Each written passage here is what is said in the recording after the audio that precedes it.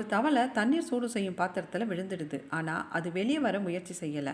தண்ணீரில் வெப்பம் அதிகரிக்கும் போது தவளையும் அந்த வெப்பநிலைக்கு ஏற்ப தன் உடல்நிலையை மாற்றிக்கொள்ளுது.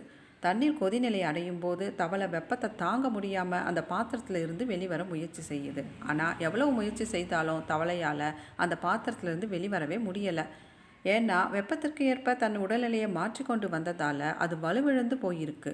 கொஞ்ச நேரத்தில் அந்த தவளை இறந்தும் போயிடுச்சு. இப்போ எது அந்த தவளையை கொன்று இருக்கும்? கொதிக்கும் தண்ணி தான் அந்த தவளையை கொன்று இருக்கும்னு சொல்லலாம். ஆனால் உண்மை அது இல்லை. எப்போ தப்பிச்சு வெளி வரணும்னு சரியாக முடிவெடுக்க தெரியாத தவளையோட இயலாமை தான். நாமளும் சூழ்நிலைக்கு ஏற்ப எப்போ அனுசரித்து போகணும் அப்படிங்கிறத தெரிஞ்சு வச்சுக்கணும். மன ரீதியாக, உடல் ரீதியாக, பண ரீதியாக மற்றவங்க நம்மளை நசுக்க ஆரம்பிக்கும் போது நாமளும் சுதாரிக்காமல் போனோம் அப்படின்னா மறுபடியும் அதை தொடர்ச்சியாக செய்ய ஆரம்பிச்சிருவாங்க. உடலில் வலிமை இருக்கும்போதே அப்படிப்பட்டவங்க கிட்ட இருந்து தப்பிச்சு ஓடுறது ரொம்ப நல்லது.